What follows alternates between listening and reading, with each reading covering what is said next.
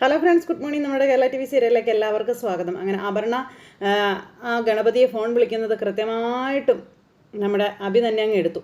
Phone എടുത്തിട്ട് അഭി മിണ്ടാതിരിക്കുക. അപ്പം നിങ്ങൾ അവരുടെ പിന്നാലെ തന്നെ ഉണ്ടല്ലോ, ഒരു കാരണവശാലും അവൻ മിസ്സാവരുതെന്ന് അപർണ പറയുവാണ്. ഇതൊക്കെ അഭി കേൾക്കുക കേട്ടോ. ആ വീട് കണ്ടെത്തിയാൽ ഉടനെ തന്നെ എന്നെ വിവരം അറിയിക്കണമെന്നും പറഞ്ഞു. ഞാൻ ഇവിടുന്ന് പുറപ്പെടാനായിട്ട് തയ്യാറായി നിൽക്കുകയാണെന്നൊക്കെ പറയുമ്പോൾ എന്നും പറഞ്ഞുകൊണ്ട് നമ്മുടെ അഭി മൂളുന്നുണ്ട്. അങ്ങനെ അതും പറഞ്ഞ് ഫോൺ അങ്ങ് കട്ട് ചെയ്തു. എന്നിട്ട് ഒന്നും അല്ലാത്തതുപോലെ ഫോൺ അവിടെ അങ്ങ് വെച്ചു. ഈ സമയത്ത് നമ്മുടെ ചേട്ടൻ വന്നിട്ട് സാറേ ഒന്നുകൂടി ട്രൈ ചെയ്യും, സാറേ ഒന്നുകൂടി ട്രൈ ചെയ്യാൻ പറഞ്ഞു. മുമ്പ് മെക്കാനിക്ക് പറഞ്ഞനുസരിച്ച് ഞാൻ ചെയ്തതാണെന്നൊക്കെ പറഞ്ഞുകൊണ്ട് ഇങ്ങനെ നിന്ന് പറയാം. എന്നിട്ട് പിന്നെ ദേ നമ്മുടെ അഭിയാണെങ്കിലും വണ്ടി സ്റ്റാർട്ട് ചെയ്തു. അപ്പോഴത്തേക്കും വണ്ടി ഓക്കെ ആയി. ഉയ്യോ എൻ്റെ പൊന്നു സാറേ സമാധാനമായി, ഞാനിപ്പോൾ വരാട്ടോ സാറേ എന്നും പറഞ്ഞുകൊണ്ട് ചേട്ടൻ അങ്ങ് ചെന്നു. അപ്പോൾ അല്ല സാറെന്താ എന്നെ ഒന്ന് സഹായിക്കാൻ കാരണം എന്നിങ്ങനെ ഈ ചേട്ടൻ ചോദിച്ചു. അപ്പോൾ നിങ്ങൾ പുറത്തിറങ്ങി എൻ്റെ വണ്ടിയിലേക്ക് നോക്കി നിൽക്കുന്നത് കണ്ടപ്പോൾ എന്നിൽ നിന്നെന്തോ സഹായം വേണമെന്ന് പറയുന്നത് പോലെ എനിക്ക് തോന്നി എന്നിങ്ങനെ അഭി ഇയാളോട് പറയാം. അങ്ങനെ കാത്തു നിൽക്കുന്ന ഒരാളെ കണ്ടില്ലെന്ന് നടിക്കാൻ പറ്റുമെന്ന് ചോദിച്ചപ്പോൾ താങ്ക് യു സാർ. അല്ല ഞാനൊരു സഹായം ചെയ്തിട്ട് നിങ്ങളെൻ്റെ പേര് പോലും ചോദിച്ചില്ലല്ലോ, അതെന്താ ചോദിക്കാത്തത്? അതൊക്കെ ഇരിക്കട്ടെ, നിങ്ങളുടെ പേരെന്താണെന്ന് ചോദിച്ചു. അപ്പോൾ അയ്യോ സോറി സാർ, എൻ്റെ പേര് പശുപതി, അപ്പോൾ റിയൽ എസ്റ്റേറ്റിൻ്റെ പണിയൊക്കെ ആണെന്നൊക്കെ പറഞ്ഞ് ചേട്ടൻ അങ്ങ് തട്ടി വിടുക കേട്ടോ. അപ്പോൾ ശരി, താൻ പശുപതിയാണെങ്കിൽ ഞാൻ മഹാവിഷ്ണു ആണെന്ന് കൂട്ടിക്കോളാൻ പറഞ്ഞു. അപ്പോൾ എന്ന് പറഞ്ഞാൽ ചിരിക്കും കേട്ടോ. പശുപതി വണ്ടി എടുക്കും, ഞാൻ പിന്നാലെ വരാം. വീണ്ടും വല്ല കംപ്ലൈൻറ്റും വന്നാൽ നമുക്ക് ശരിയാക്കണ്ടേ എന്ന് ചോദിച്ചു. ധൈര്യമായിട്ട് വണ്ടി എടുത്തോളാം പറഞ്ഞു. ശരി സാർ, ഞാൻ വണ്ടി എടുത്തോളാം എന്ന് പറഞ്ഞിട്ട് ചേട്ടൻ ചെന്ന് വണ്ടിയെ കയറി. അപ്പോൾ നമ്മുടെ പിന്നാലെ അഭി ചെല്ലാമെന്ന് പറഞ്ഞിങ്ങനെ നിൽക്കുക. നിൻ്റെ പിന്നാലെ ഞാൻ ആർഭാടമാക്കി തരാടാ, ഇതുപോലെ എത്ര പേര് കാണുമെന്തോ. എൻ്റെ ഈശ്വരാ, നീ പൊയ്ക്കോ, നിൻ്റെ പുറകെ ഞാനും ഉണ്ടോ എന്ന് പറഞ്ഞുകൊണ്ട് നമ്മുടെ അഭി ഇങ്ങനെ അവൻ്റെ പിന്നാലെ പോവുക. ഈ സമയത്താണെന്നുണ്ടെങ്കിൽ പിന്നെ നമ്മുടെ പ്രഭാവതി ബാഗും എടുത്ത് നേരെ ഇറങ്ങി വന്ന് അച്ഛൻ്റെ ഫോട്ടോയിൽ നോക്കി നിന്ന് ഞാനാണ് എല്ലാമെന്ന് നിങ്ങൾ എന്നോട് പറഞ്ഞപ്പോൾ ഞാനത് ചെവിക്കൊള്ളാതെ പോയി എന്ന് പ്രഭാവതി ഭർത്താവിൻ്റെ ഫോട്ടോയിൽ നോക്കി പറയാം. അഭിയെ പ്രസവിച്ചത് ഞാനല്ല എന്നുള്ള വെളിപ്പെടുത്തൽ വന്നപ്പോൾ ഞാൻ നിങ്ങൾക്കൊപ്പം നിൽക്കാതെ വന്നതാ ഈ കുടുംബത്തെ ഇന്ന് ഈ നിലയിലെത്തിക്കാൻ സാഹചര്യങ്ങൾ ഒരുക്കിയതെന്നുള്ള കാര്യമൊക്കെ ഇങ്ങനെ പറഞ്ഞു കേട്ടോ. നിങ്ങളുടെ മകനെ സ്വന്തമെന്ന് കരുതി വളർത്തിയ ഞാൻ കുറച്ച് സ്വത്തിൻ്റെ പേരിൽ സ്വാർത്ഥയായി പോയെന്ന കാര്യവും പ്രഭാവതി ഇങ്ങനെ അവിടെ നിന്ന് ഫോട്ടോയിൽ നോക്കി പറയുന്നത് കേട്ടോ.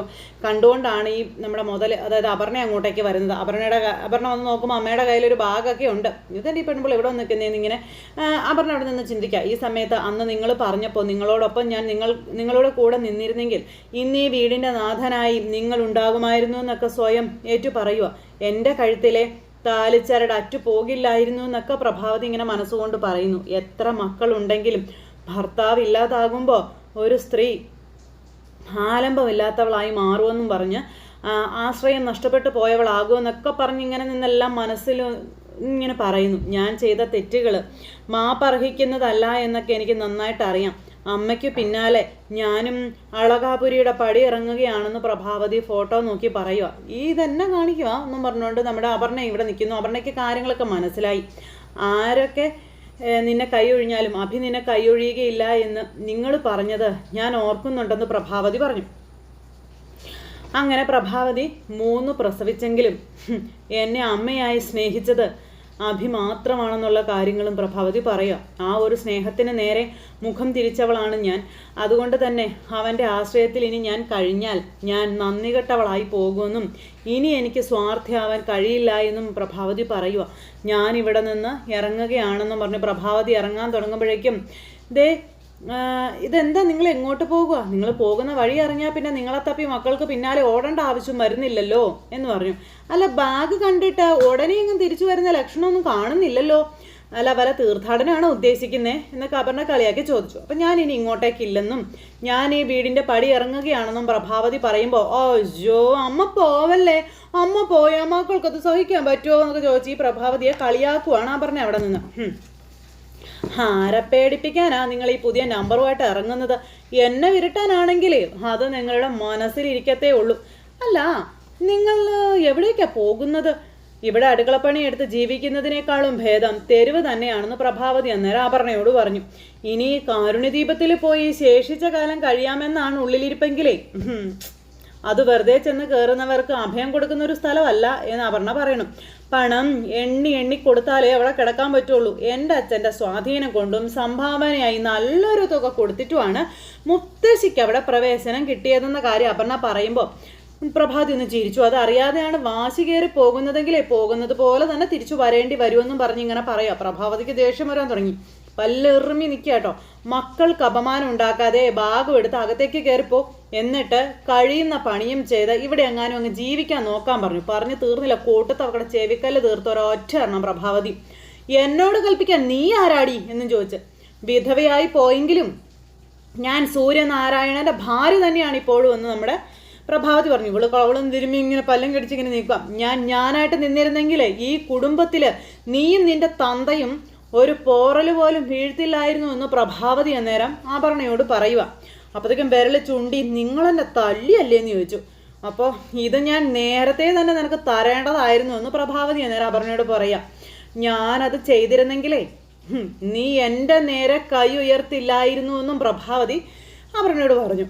ഓർത്ത് വെച്ചോ, നീ ചെവിയിൽ നുള്ളിക്കോ, നീ ഇത് അഭിയുടെയും ജാനകിയുടെയും വീടാണെന്ന് വലിയ ശബ്ദത്തിൽ ഒച്ചയ്ക്ക് വിളിച്ചു പറഞ്ഞിട്ട് നമ്മുടെ പ്രഭാവതി അവിടെ നിന്ന് ഇറങ്ങിയപ്പോൾ മുടിയൊക്കെ ഇങ്ങനെ വലിച്ചു പറിച്ച് മുഴുഭ്രാന്തിയെപ്പോലെ ഇങ്ങനെ ഈ അപർണ അവിടെ നിൽക്കുക. അപ്പോൾ ഫോട്ടോയിലേക്ക് നോക്കി നിൽക്കുമ്പോൾ ആ ഫോട്ടോ പ്രഭാവതി ഇറങ്ങിക്കഴിഞ്ഞപ്പോൾ അപർണയെ നോക്കി ചിരിക്കുന്നതായിട്ടൊക്കെ അപർണയ്ക്ക് തോന്നുവാണേ. അത് കഴിഞ്ഞ് പിന്നെ കാണിക്കുന്നത് നമ്മുടെ രാധാമണി അമ്മ ഇങ്ങനെ അവിടെ ഉമ്മറത്ത് തന്നെ നിൽക്കുക. അപ്പോൾ അമ്മ നമ്മുടെ മേരിയമ്മ അങ്ങോട്ടേക്ക് വന്നു. ഇതിവിടെ തന്നെ നിൽക്കാതെ അകത്തേക്ക് കയറിയിരിക്കുക. ജാനകി ഇപ്പോൾ വരുമെന്നും പറഞ്ഞു. എന്തിനാ ഇങ്ങനെ ഇവിടെ ഇറങ്ങി നിൽക്കുന്നതെന്നൊക്കെ ചോദിച്ചു. വാ രാധാമണി, അകത്തേക്ക് വാ രാധാമണി. അപ്പോഴത്തേക്കും പുറത്തേക്ക് എന്നെ നോക്കിക്കൊണ്ട് രാധാമണി അമ്മ ഇങ്ങനെ നിൽക്കുക. മേരിയമ്മ ഇത്രയും പറഞ്ഞിട്ട് അകത്തേക്ക് കയറിപ്പോയി.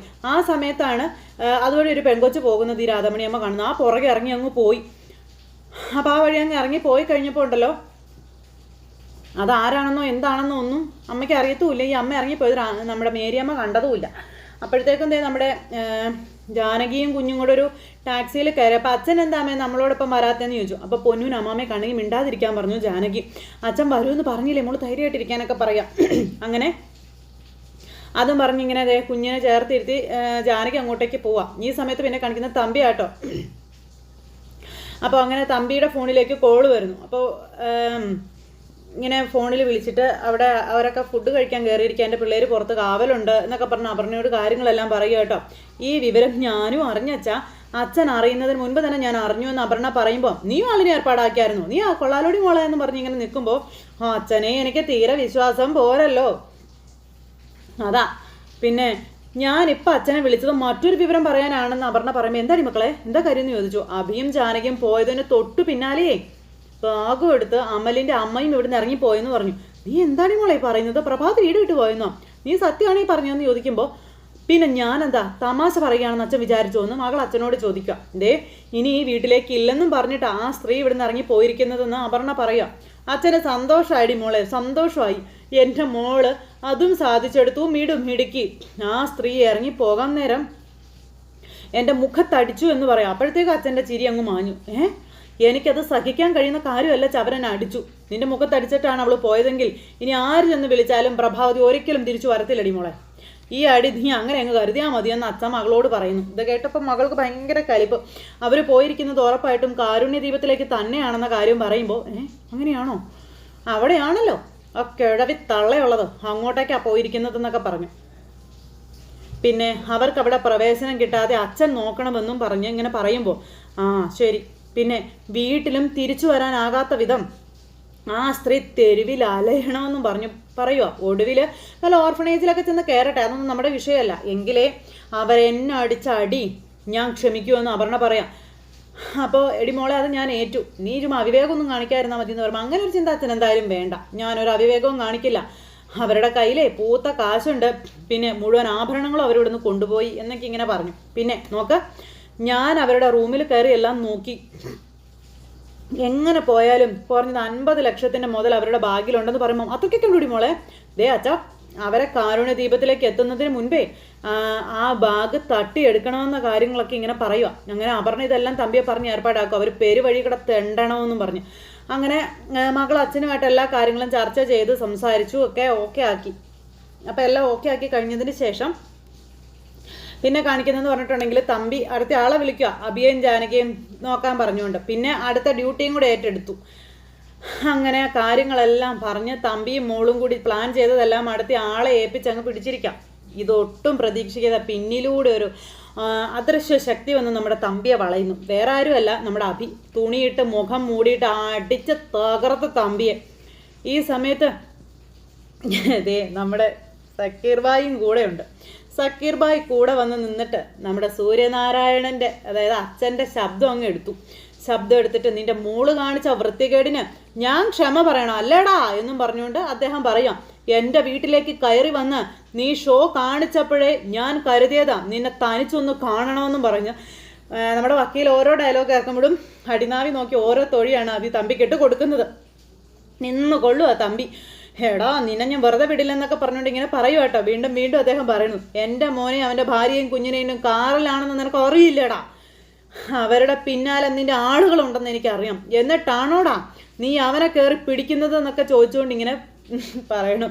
ഇത് ഞാൻ തന്നെയാണെടാ, സൂര്യനാരായണനാടാ എന്നൊക്കെ പറഞ്ഞു. ശരീരം തളർന്നു കിടന്നാലും മരിച്ചാലും നിനക്കിട്ട് തരാൻ ഞാൻ എഴുന്നേറ്റ് വരുവടാ തമ്പിയെന്ന് അദ്ദേഹം ഇങ്ങനെ പറയുന്നതോറും അഭി കൊടുത്തോണ്ടിരിക്കാം. നിനക്ക് ഞാൻ എൻ്റെ മുഖം കാണിച്ച് തരാമടാ എന്നും പറഞ്ഞുകൊണ്ട് ഇങ്ങനെ, നീ എൻ്റെ മുഖം കണ്ട് പേടിച്ചു മരിച്ചു പോകുവടാ എന്നൊക്കെ പറയാം. മരിച്ചവൻ്റെ മുഖമാടാ എനിക്ക്, നിനക്ക് കാണണോ, കാണിച്ച് തരാമടാ നിനക്കെന്നൊക്കെ പറഞ്ഞ് ഇങ്ങനെ അവിടെ നിന്ന് വലിയ അദ്ദേഹം ചിരിക്കുക. അങ്ങനെ അദ്ദേഹം വലിയ ഒച്ചയ്ക്ക് ചിരിക്കുന്നു. കാണണോടാ നിനക്ക്, കാണണോടാന്ന് ചോദിച്ചാൽ കാണിച്ചു തരാം, നിനക്ക് ഞാൻ കാണിച്ചു തരാടാന്ന് പറഞ്ഞു. വേണ്ടടാ എന്നെ വെറുതെ വിടടാ, എന്നെ വെറുതെ വിട്ടാൽ മതിയടാ എന്ന് പറഞ്ഞ തമ്പി അയ്യോ അയ്യോ എന്ന് പറഞ്ഞു. നിനക്കുള്ള കെണി ഒരുങ്ങി കഴിഞ്ഞടാ തമ്പി, അതുകൊണ്ടാടാ ഞാൻ നിന്നെ കൊല്ലാതെ വിടുന്നത് എന്നൊക്കെ പറഞ്ഞുകൊണ്ട് ഭയങ്കര ചിരി അട്ടഹാസവും നമ്മുടെ വക്കീല. എന്നിട്ട് എടാ എന്ന് പറഞ്ഞു. എന്നിട്ട് ഒരു മുറി കൊണ്ടുവന്ന് അവനെ പൂട്ടിയിട്ടിട്ട് നമ്മുടെ അഭിയും വക്കീലും കൊണ്ട് നല്ല പുഷ്പം പോലെ അവിടെ നിന്ന് ഇറങ്ങിയും പോയി. ഈ സമയത്ത് വരുന്ന വഴിക്ക് ഇവർ തമ്പിക്കിട്ട് കൊടുത്തതിനെ പറ്റിയുള്ള കാര്യങ്ങളൊക്കെ പറഞ്ഞിങ്ങനെ സംസാരിക്കുക. പിന്നെ തമ്പി ഇനി ശരിക്കും പേടിക്കുമെന്നും മരിച്ചുപോയി സൂര്യനാരായണനാണ് തമ്പിയുടെ അരികിൽ വന്നിരിക്കുന്നതെന്നും അതുകൊണ്ട് തന്നെ തമ്പി ഇനി ആ വഴിക്ക് പൊക്കോളൂ എന്നൊക്കെ പറയാം. ദേ സൂര്യനാരായണനല്ല വന്നിരിക്കുന്നതെന്ന് തമ്പിക്ക് ഒരു കാരണവശാലും തെളിയിക്കാൻ പറ്റില്ല. മിക്കവാറും ഇതും തമ്പി മനസ്സിൽ വെക്കും. അപ്പം അയാൾക്ക് 2 പെട കൊടുത്തപ്പോഴേ മനസ്സിന് എന്തൊരു സുഖമാണെന്നറിയോ സക്കീർ ബായ് എന്ന് അഭി.